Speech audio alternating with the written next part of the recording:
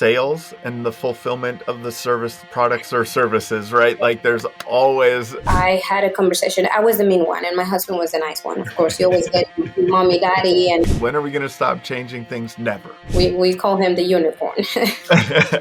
That is a unicorn for sure. Yeah. When you have those processes and systems and you are constantly just checking and making sure that they... You're listening to the Roofing Success Podcast, a show created to inspire roofing contractors to achieve optimal success in their roofing businesses. I'm the host, Jim Aline, the co-author of the books Internet Marketing for Roofing Contractors and The Best Known Roofer. I'm also the co-founder of Roofer Marketers, the leading digital marketing agency for the roofing industry. On each episode, I sit down with industry leaders to talk about their processes, the lessons they've learned, and how to find success in roofing. Hey, welcome to another episode of the Roofing Success Podcast. Thank you guys so much for hitting the subscribe button, for commenting, for sharing, for liking, for reviewing us, all of those things. We really appreciate it. As always, if you want to take the conversation beyond what you're listening to here, go to Facebook, type in Roofing Success, and join the Roofing Success Facebook group. Today, we have Mishell Cox with Cox Roofing out of Indianapolis. How are you? Good. How are you? Good. How did you get into roofing, Mishell? Oh my God, that's the question, right? Always. When I met my now husband, he was working for another roofing company, of course, the old story, and he decided to open his own company. Well, actually, no. A lot of people are going to relate with this story. He was not paid what he was owed. So then he decided to go and do his own thing. When he was working for the roofing company, while he was working at the roofing company, I was going to business school.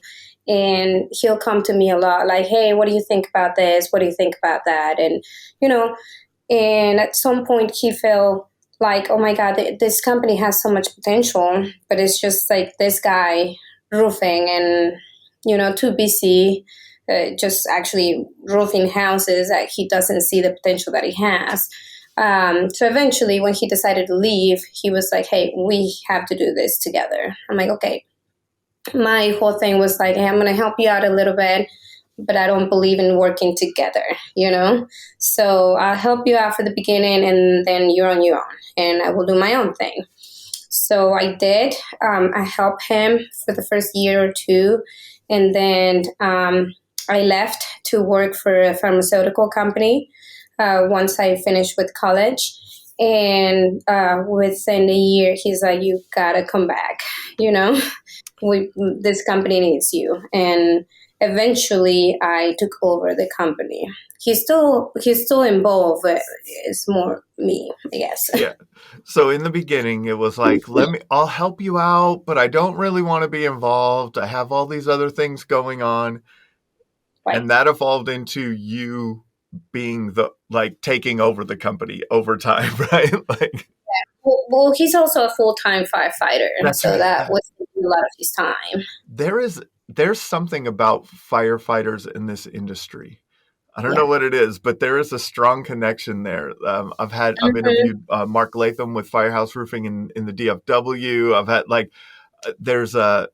I've had many conversations with people who are firefighters and in the roofing industry. I don't know where that comes from, but I just think that they just can't get enough of how dangerous it is to be a firefighter that now they have to go on and be roofers, That's right. They need a little more excitement in their lives, so they need the roofing industry. So what is it, that's kind of a progression. How long have you guys been in business now? 11 years. 11 years. So how was that? How was that progression? He started it and you were kind of helping out. And then when did you become more and more involved and he become less and less involved? I think it was when I came back. When I came back, he's really knowledgeable. He has always been involved. He's a big part of it. I don't like to say that he's not part of it. Yep. He's extremely smart, and he knows all the construction knowledge. He has a construction background, and I have business background. So somehow we complement each other on that. I will not be here if it wasn't for him, and vice versa. Yeah. But at some point, it was more taking the business into a different level. And, women are naturally more attention to detail. And that's when he was like, you know what, this is your thing. Just go ahead and do it. And I will just help with the rest. Yeah. So you have that operator sense, the right. operator skill set. Yeah. We like to say that he is the creative mind. He's very, very smart, and I'm the executor. I'm the one that actually makes it happen. Yeah. There's we run EOS in our company, and there's a structure there they call visionary and integrator, and it's like the visionary can't.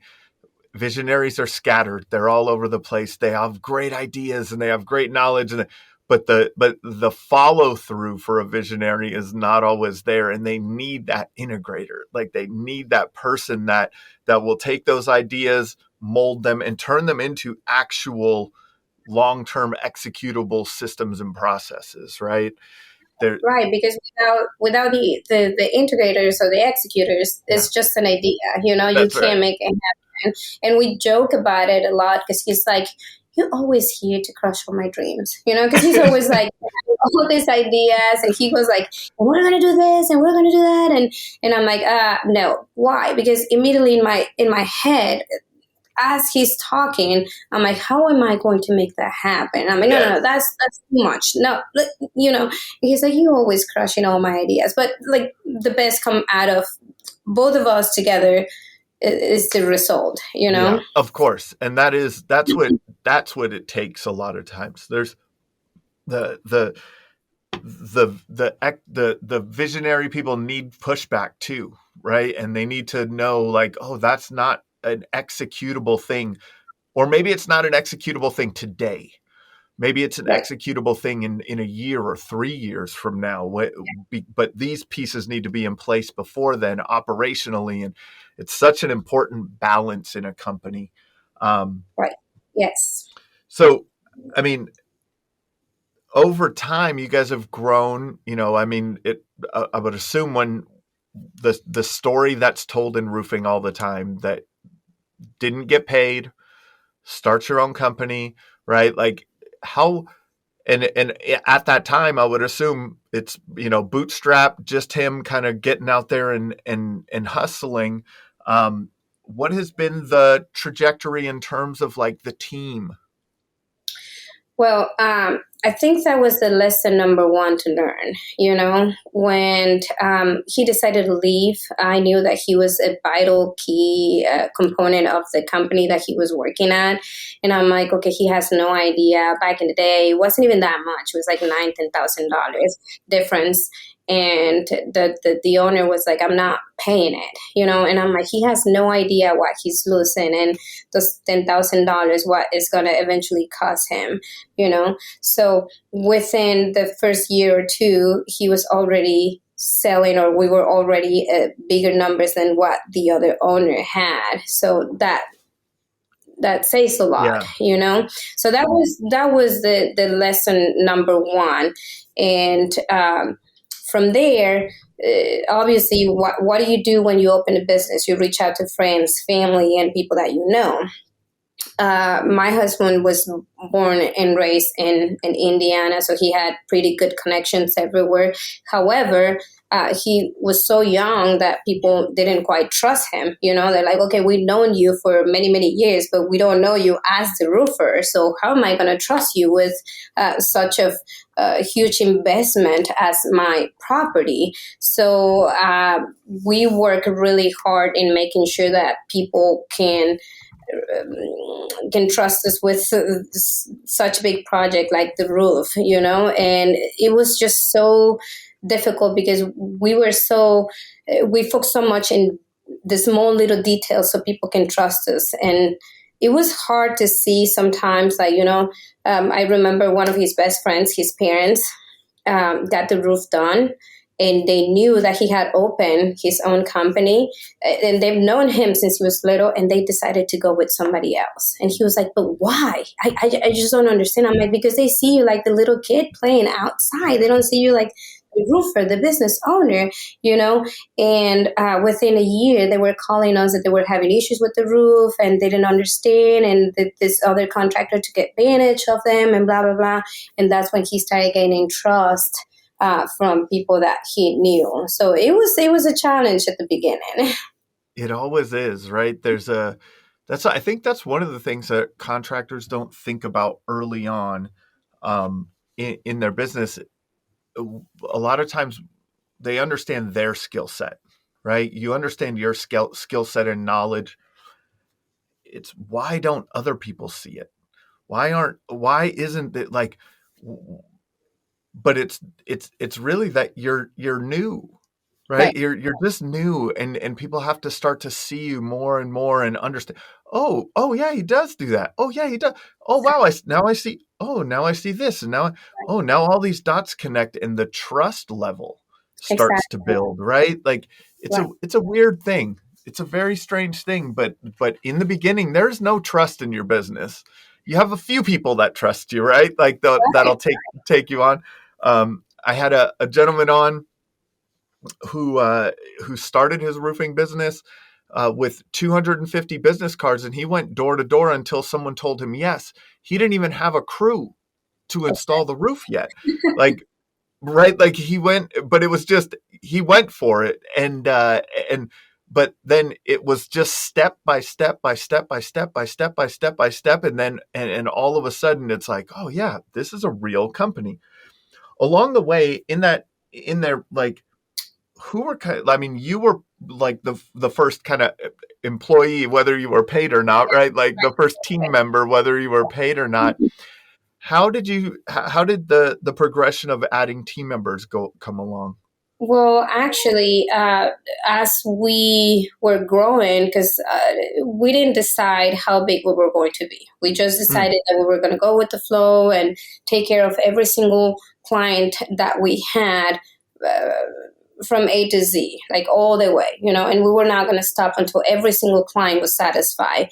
We got a few clients that, I mean, now I know this after 11 years that you cannot satisfy 100% of your clients. There's always going to be that one or two clients that no matter what you do, right or wrong, they're just not going to be happy. So we sacrificed a lot at the beginning. But with that, it came a lot of work. It was exhausting to the point where we're like, okay, we can't do this anymore. We have to add one more person, and then uh, we kept going, of course. But yeah. I'm proud Yep. to say that the first employee that we had is still with us. We call him the unicorn.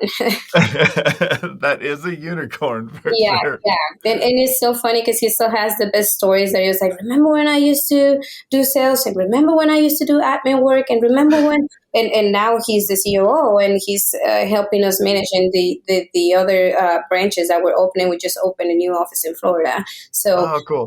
yeah, and my promise to every employee that we have is that if we grow, they're going to grow with us, you know? Mm, So pretty interesting there, but he has become part of the family now, basically. for sure.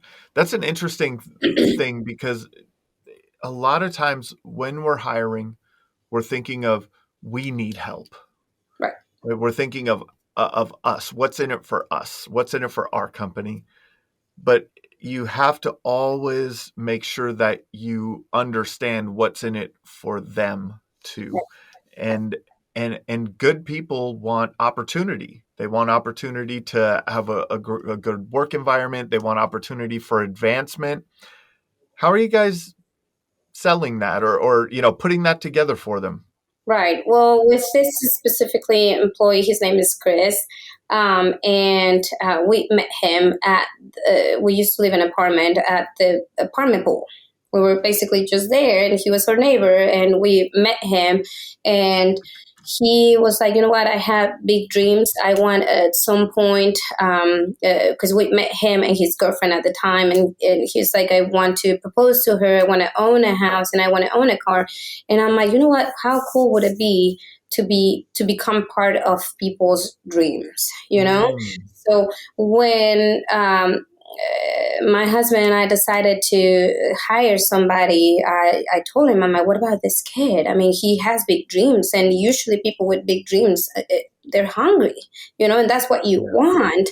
So it was a rocky beginning for us, because he was still a little bit into party mode. He was pretty young, and he will show up late, or he will, you know, things like that. And I remember I had a conversation. I was the mean one, and my husband was the nice one. Of course, you always get mommy, daddy, and all that kind of stuff, you know. And I remember I had a conversation with him when I was about to be fed up, and I'm like, hey, Chris, listen to me. I have big plans for you. I understand the company's small, but I promise you that it's not always going to be like that. We're going to grow. We're going to grow big. We're going to open offices in other states. And I want you to be at the top, you know? So if you trust me, if you start pushing hard, I know it's not easy, you know?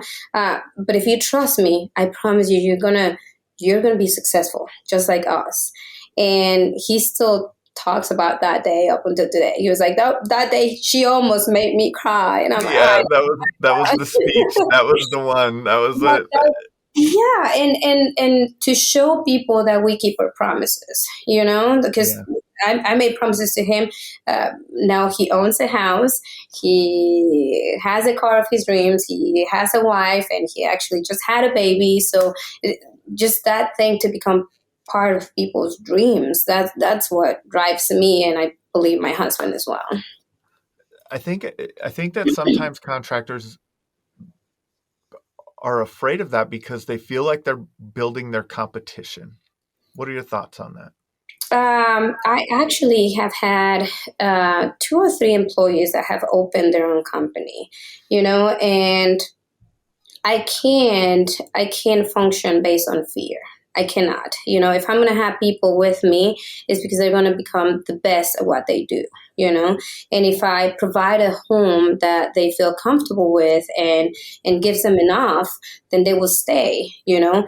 But there's also the aspect of, and I ask them that question when I'm going to hire somebody, do you eventually see yourself owning a company? And you can be honest with me, because if you are, then just let me know. I'll help you out. And as long as you don't lie to me or steal from me or cheat, I'm going to be right there clapping for you, and I'm going to be supporting you, you know? So it will be really selfish on my end to ask them to give me 2, 3, 4, 5 years of their lives and not let them chase their own dreams, you know? But like I said, just do it right, and I'll support you, you know, because at the end of the day, what motivates me to continue to work hard for this business is to provide opportunities. That's my motivation, not the money, not anything else.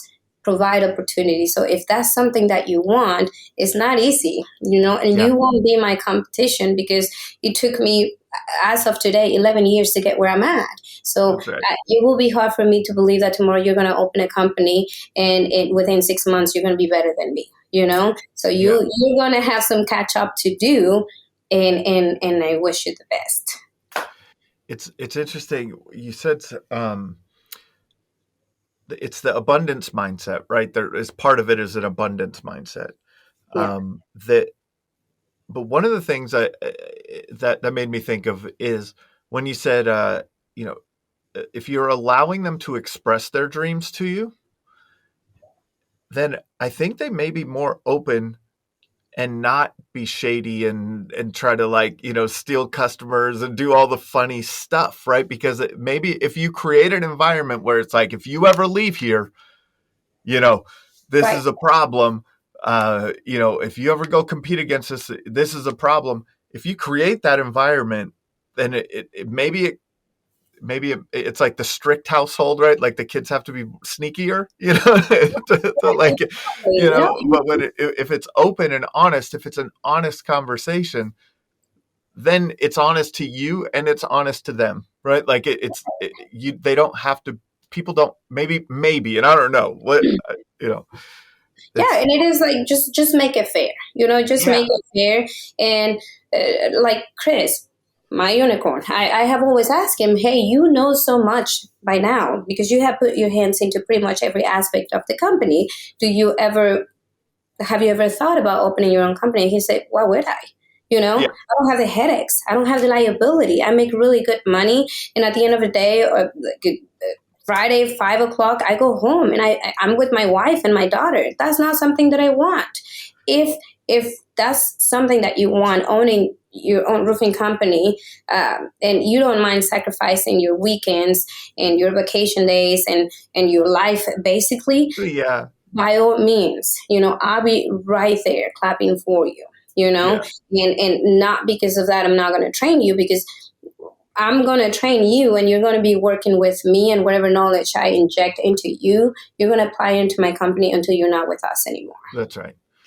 And it's like don't people don't stay in jobs for 30 years anymore. Yeah. It's very, very, I mean, for 11 years or 10 or 11 years with Chris, they're like, that's the unicorn right now, right? It's crazy that the 10-year, right? Like the 10 years, but like when my parents were growing up, it was, you know, you have a job for life, 20, 30 years. My Right. mom has worked for the same company for 30 years, like 30 plus, like that was there was that was it. That was the way it worked. Um, Especially nowadays, like, and I have always said, every employee has an expiration date. hmm, That's just how it is, and it is up to you as a business owner to have systems and processes in place where if anything is to happen to any one of your employees, they are replaceable. That's interesting because I talk about that in terms of, or I think about that in terms of building a business or being self-employed, right? Right. Like when you are, and even if you have a team of people, if one person leaves and that person can't be replaced or easily replaced or trained to Yeah. be replaced, if there's not redundancy in some manner, Yeah. in your systems, processes, or people, then if if you lose a sales manager, can you bring another sales manager in and get them up to speed on the way that you want your company, that position managed or worked? Can you do that? Or are you going to rely on, and this is what happens a lot of times where the fit just isn't there, you have to go and hire a production manager because your production manager quit. Well, this person has experience, so let me hire him. Oh, but that's not the way I would do it. That's not the way, right? Like, how have you guys structured your business in a way, in thinking of that? How have you guys structured your business in a way, and what steps can a company take to ensure that they have a more of a business that way, that they're not reliant on one person for everything? Right. We definitely have valuable employees that we rather not go without. But that has been one of my things in the last couple of years, starting year 5 or 6. I remember I was told, hey, you make it look so easy that everybody wants to go and do it on their own, and one or two people that attempted to do it on their own ended up coming back and being like, hey, will you let me come back? So that's the goal, to make it so easy that Mm, everybody wants to do it. However, we have we're constantly trying to improve the systems that we have for every department, billing department, the production department, the commercial department, the residential department, like everything we try to make it a system, and we're constantly changing it to make it better. Uh, my employees sometimes complain, hey, when are we going to stop changing things? And I let them know, never. that's Because right. the industry is constantly changing, and if you ever stop changing, it means that your company is dying. Yeah. And that's not what we want. So I think that one of the biggest challenges that I have had lately, I'm like, okay, if the production manager is to move to another country, it's going to be tough, but I can replace him. If my billing department, my office manager, she leaves tomorrow. It's going to be tough. I think that the biggest challenge that I'm having right now is how do you replace me? How do I replace Mm, myself? You know, so that's a big one. Yeah. yeah, we're trying right now to come up with systems where Mishell doesn't have to be involved on everything that has to do with the company, you know. And I don't like it. I think that that is the biggest challenge the business owners have, letting go or losing control of things, Yeah. where you're like, oh my god, but nobody's going to love my baby the way I do, you know. So, but when you have those process and systems and you are constantly just checking and making sure that they are being followed step by step, I learned this from my business coach, inspect what you expect, you know, Mm, and trust and verify. So I'm trying to apply those things rather than doing it myself, you know. yep. So what have you put in place? Like what measurements, what metrics, what process, what meeting cadence, what things have you put in place to work on that trust but verify in your business? Well, Chris helps me a lot with automating everything. You know, Mm, every system has to be automated. Where we have a CRM and we chose this specific CRM, which is not the most loved CRM by roofers. You know, and everybody's like, why are you using that? Nobody uses that. The thing that I like the most about the CRM is that we were able to customize it to what we needed. mm, We work really hard and we have put so much time and effort into it, whereas if something doesn't happen, I get a notification, you know, meaning if a job does not get verified on time, I get a notification, and that way I am only involved when I need to.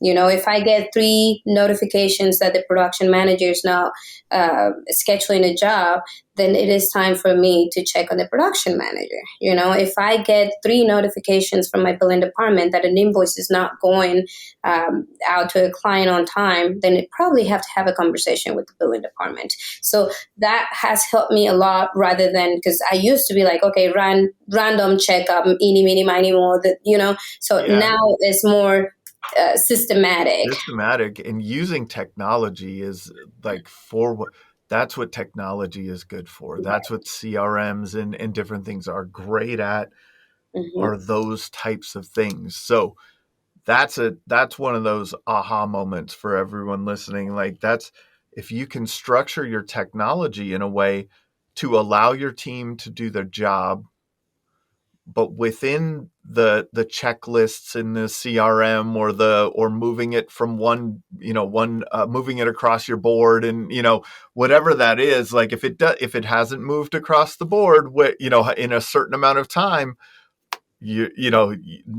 check in, right? Like make sure that gets checked on. Like um those are Well, interesting things. and also not micromanage, you know, because at Yeah. what point are you micromanaging your employees? At what point you're looking over their shoulders to see what they're doing and what they're not doing, you know? So that's another thing that I want people to feel when they walk into the door, that they are free. You know, they, as long as they do what they need to do, they're fine. I don't need to be checking to make sure that you're doing your job. I know you are. Otherwise, I will know. You know, and that allows me to use my time a little more wisely as well. Yeah, for sure.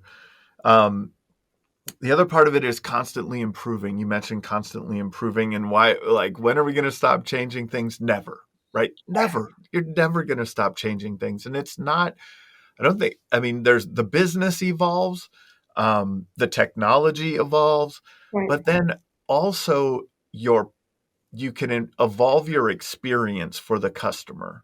It doesn't just have to be like that some major thing changed, or we're going to use this technology versus this now, or things like that. As you're changing things, it could be just little small things that you're listening to from this, like, man, our sales team is hearing this a lot. Oh, Right. well, how do we communicate that better?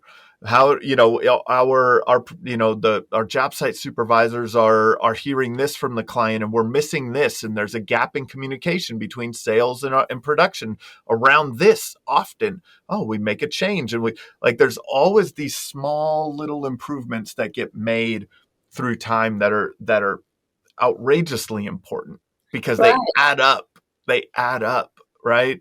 Well, and 10, 11 years ago, picking up the phone was good enough for the client because, that has always been the biggest complaint in the roofing industry. I feel like Yeah. getting back to clients or answering the phone, that was good enough. Now it's different, because other roofing companies are using, like you mentioned, technology in different ways, Yeah. So we use technology to let the client know that we're on our way to the inspection, to let them know the materials are going to get dropped off, to let them know that the crew is on their way, or even to get reviews, or to even ask them how it's going so far, because a lot of people, they feel like they have to check how is everything going, or how did it go at the Yeah. end. No, you want to check halfway as well, because if there is a Mm, problem, then you still have a chance to fix it. You can turn it around. But a lot of clients, they don't like to speak up whenever they're they not don't. happy, you know. They But don't. if you ask Yeah. them, hey, is the crew behaving? Are things going well? Like, are you getting what you were expecting? And that can change the whole experience for a client. That's interesting. That's one of those things that, and this is what happens. What I always think happens is as soon as they have to start thinking, you're losing it. You're losing trust, right? When they're thinking, when are my materials going to be delivered? When is my job going to be scheduled? When is someone going to be here for the inspection? When is like, but I like that idea of essentially it's a little bit of over communication, right? But Right. if you get to the end of the job and the crew wasn't behaving, right? Like just Yeah. right, and and then the customer the trust level has already diminished completely. So a halfway check in, hey, how's everything going? Boom, boom, boom, boom. It get to the problem before it becomes a before they get to stew on it, right? Before they get to sit on that and think about it, and and it continues, and it's still this and it's still that, and they're man, and I always think that once customers get in that mode, they get into a kind of a nitpicking. Right, Have you right. right? That's what we say. Like, because of the mistake you made at the beginning, now Yeah, everything is going to be. They're going to be looking at every little detail. You know. everything. So, which is fine, but have I fixed the mistake or approached the mistake at the beginning? To if I make another mistake at the end, it won't be as bad as if we pretend it didn't happen. So Yes. I always say that when you make a mistake as my employee or as whatever, it's okay. All you have to do, number one, is acknowledge. I made this mistake. It's okay. You don't become weaker. You don't. It's okay. If anything, saying I'm sorry and acknowledging that you made a mistake make you stronger in my eyes. So Yeah, just say, hey, I made a mistake. And number two, how can I fix it? You tell yeah. me how you want me to fix this. Because if I tell you, hey, this is good enough and it's not good enough for you, then we have a problem, That's right. That happens a lot of times where we think of how we would like it fixed, but we don't ask uh, if that's enough. Right, Like if this will be enough. Like hey, your rose bush got damaged. We'll replace the rose bush. But right, is that enough? Or right, does it require a gift card to something, right? Like on top of that as an apology, or like what else can you do sometimes to make it right, right? right, right. Yeah. Yeah, and some clients, everybody's different. It's just like every time you deal with humans, uh, Yes. it's just emotions all over the place. So you just need to kind of know what kind of emotions. And I always tell my sales reps or my production team, let it come from them. Mm. ask questions so Questions. they So can, important. yeah, so they can tell you. Because if you call them and you're like, hey, I'm going to replace these flowers, you don't know if they were like, something like their mom gave him. I don't know, like That's some, right. yeah, some kind of Yeah. sentimental meaning behind. So let it come from them. Yeah. That's a great point. How, like, 11 years in business, it doesn't just take operating, it takes driving sales too.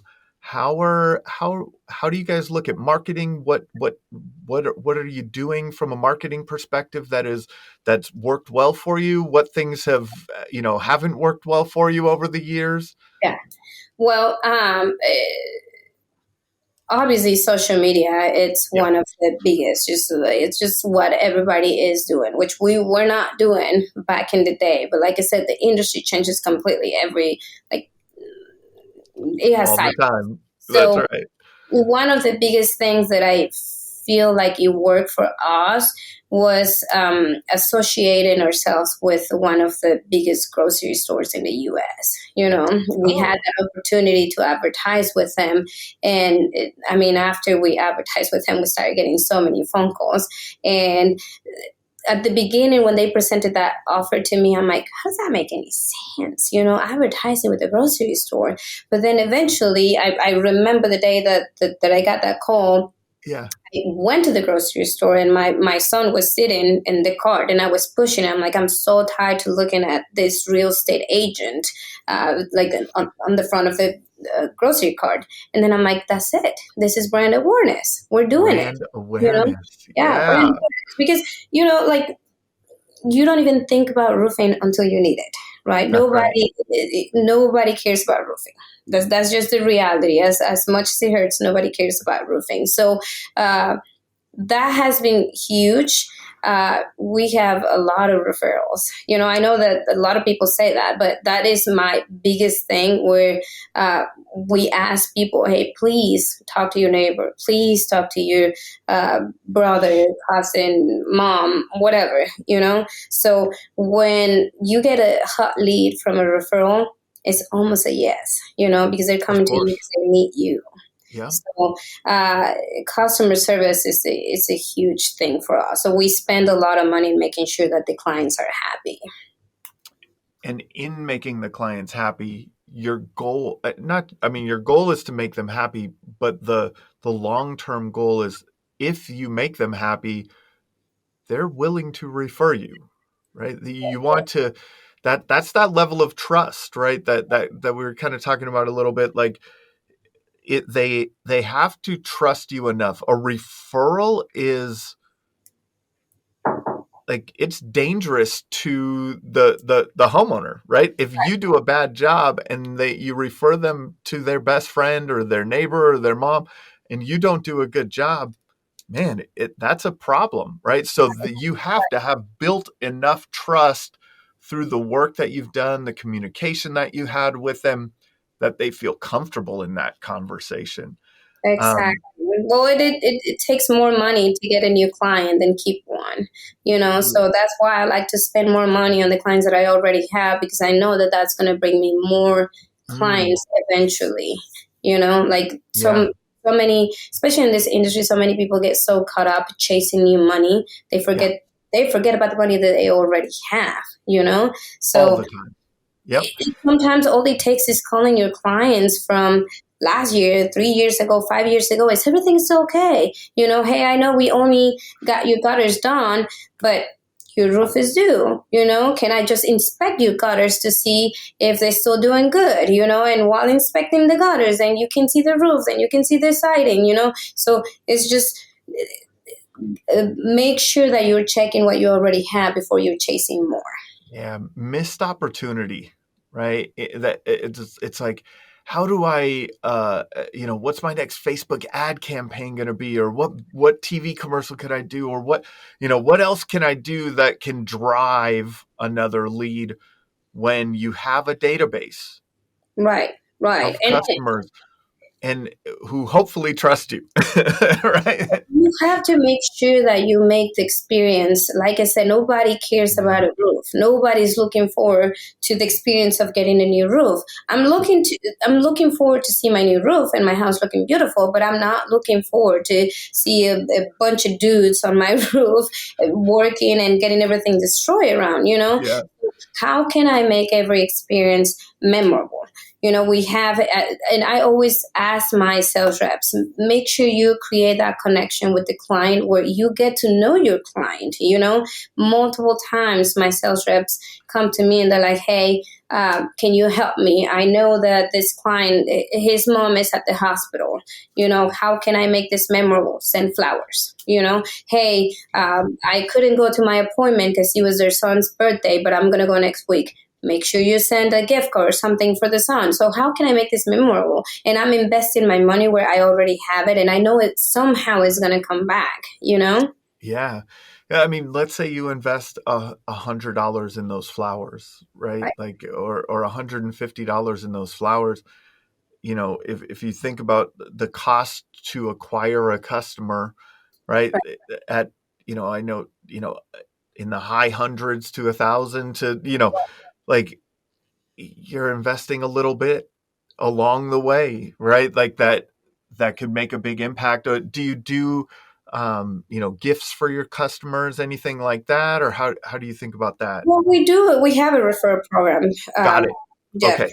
for Yep. gift cards. But in getting my sales reps or any of my employees, because even my foreman or my production managers or whoever, they find out that there's a need with the homeowner, it makes them feel good, because it's not me as the owner showing up to their house giving those flowers, it's them. So Yes. they feel good, and you're doing two things at the same time. You're taking care of your employees at the same time you're taking care of your clients, so they like the company that they work with, and they're taking care of the client, and you're getting a nice referral perhaps, Yeah. but we do have the referral program with the gift cards and the discounts. Yeah, and that's helpful. It's an incentive to them, right? So Mm, another thing that you guys have done a great job of that I know is that, I mean, you have what, a couple hundred reviews on Google. Do you have a yes. process for that, or has that come naturally and organically to the business? Well, we do. Once again, we automated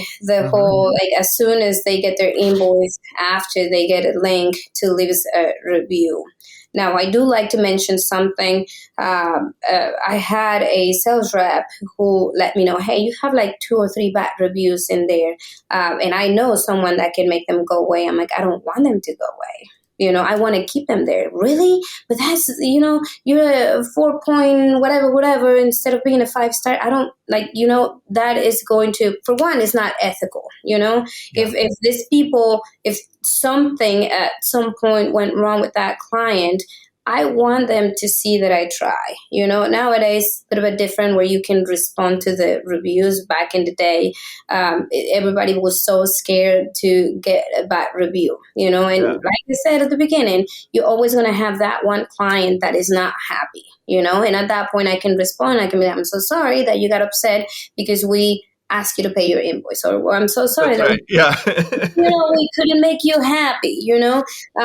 but keeping it real. And I have always said roofing is one of the hardest industries to humanize your brand.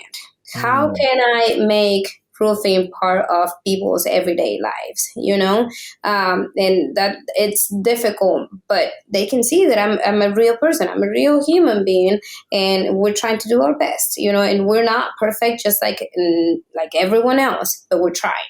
Yeah, there was a study done that I read, that essentially, especially when you get into hundreds of reviews, and even like, so for products into thousands of reviews, if you have some, like a company, like a roofing company with 500 5-star reviews, never had a negative review. Really? Yeah. Like, it doesn't, like the human psychology is not, is we're trained to see that. Like, no, no, no, that doesn't look right. Exactly. No one ever had a problem. Like Yeah. that's crazy. And so the study was that a 4.3 to 4.8 was the range that people were most trusting of the reviews, and especially when there were a lot of reviews, right? And it comes back to and this is what I said. It doesn't. It's not that complicated. You just have Yeah, to be transparent, and homeowners want to have something to make sure that they can trust you. yeah, So if you start with a 5-star, 500 5-star reviews, then right there, yeah. There's this this is contracting. This is construction. Like something's going to go wrong, right? Like there's man. no way that this goes right, perfectly right every single time. It's not going to happen, right? Exactly. And for people to take the time of I mean, nowadays, the most valuable thing that you have is your time, not even money, is your time. And to take the time of a day to leave you a review is because you either made them really happy or you pay them $100 to do it. Yeah. Yeah, time is that's it. And so and that's part of, I guess, through the communication. A lot of times it's you're not wasting people's times, their understanding of the time.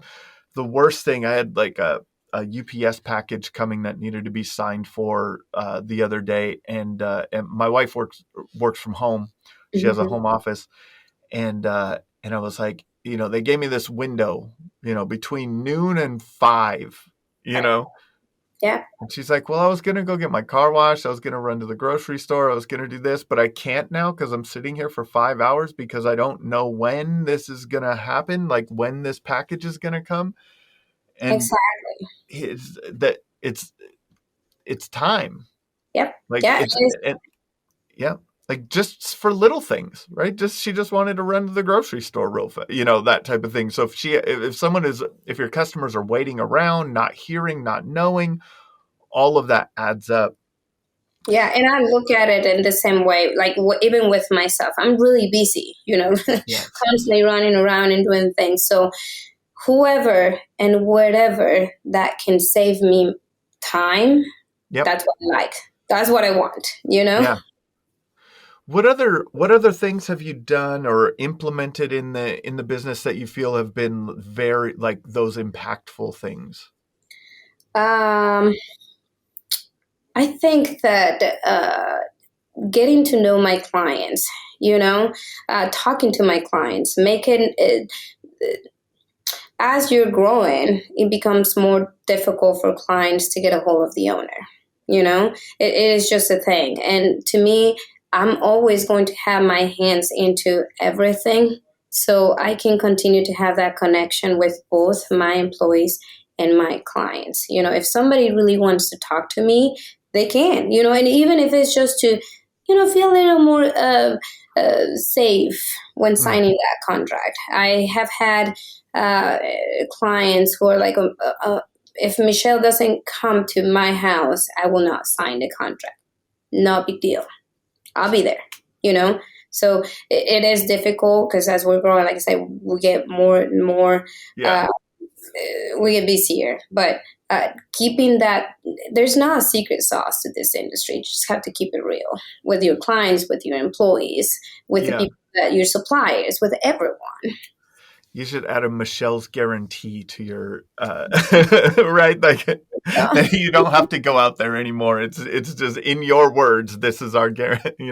Well, and also, I will still go visit job sites, and when I'm at the Yeah, job site, if I have the crew there, I pick up trash with them. I that's right. sit down and eat lunch with them. That's not going to make me less. It's not going to, No, and I have had homeowners without me knowing they're watching through the window, they're and always watching. Yeah. yeah, they're always watching. They call Yep. and they're like, I thought that was awesome. Yeah. You don't see that nowadays anymore. I'm like, well, Yeah, for they sure. are humans just like me, and without them, we're nobody. Yeah, and that's a very important thing is being a part of the team. You're not above the team. You No, are a part of the team still. You may play a higher level role in the organization or a more executive role in the organization. Right. But to pick up trash with the team, to pick up with the crews, and to be out there on the job sites and have lunch with people and have those conversations, and it's very impactful. What other things do you do to bring the team together or to connect the team? We try to have activities. We're actually just working into. We haven't decided we're going to go play basketball together. I'm not really good at sports, but hey, I'm going to try. And if anything, at least they're going to get a good laugh of watching me trying. So, and I try not to do the whole okay, if you're in the sales team, you can only communicate with your sales manager. If you're in production, you can only, no, come and talk to me. Whatever it is that you want, whatever idea that you have, if for some reason you'd rather come and talk to me than your manager, then do it. That's what I'm here for. I feel like that opens the door to have connection in between departments, which it is well known in this industry that production is constantly fighting with sales. They're like, okay, one didn't do this, one didn't do and I'm always talk to each other, help each other. And with the sales team, with appointments, we have a group chat and they constantly text, hey, I have 2 appointments at the same time. Can somebody help? And I have heard from other roofing companies that they're like, okay, you have to pay somebody 2% of whatever it is. I'm like, no, we're not going to do that. We're going to help each other just like you would in any family and not expect anything in return because I need you today, but we don't know if you're going to need me tomorrow, Mm-hmm. And just because you're you're a sales rep doesn't mean that you cannot help production or so on. If it's on your way, go ahead and take materials or do whatever. So I try to make sure that they're connected with one another and they understand that we are all working towards the same direction. For sure. And that communication, I mean, we talked about client communication, but the team communication, there's always, and it's not just in the roofing industry, it is in every industry, every company, sales and the fulfillment of the service, products or services, right? Like there's always friction there. But those open lines of communication from the production side to say, hey, these are some things that if you set the expectation this way, we're going to provide a better experience here, and vice versa, right? It could go back and forth. Like when a sales rep knows very unique things about the customer and what they're hoping for and looking for, and they communicate that to production, and then production communicates that to the customer that, hey, we've been told this by your sales rep, and now we want to we're going to make sure that this happens or this doesn't happen, right? It's so important. Yeah. What do you think the greatest insight is that you could share with our audience that has helped you find success with Cox Roofing? I feel like being open about my life with my employees, showing them that I'm a real human. And whenever we have winnings, we're all winning, because I hate that sometimes it's like, okay, I do everything right and you guys mess up, Whenever we have a problem with a client or a roof didn't go well or something, it's like, it's your fault. No. How did we fail? Because I'm part of it. I'm part of the team. So I think that they feel like somebody has their back, and that's why they trust me.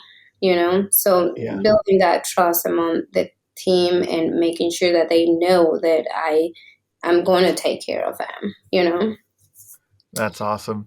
This has been another episode of the Roofing Success Podcast. If you would like to generate more revenue through your digital marketing efforts, please visit roofermarketers.com to get a copy of the book, The Best Known Roofer. Also, check the training section of the website for guides on everything from running effective pay-per-click ads to how to properly set up your Google My Business listing. Thanks for listening.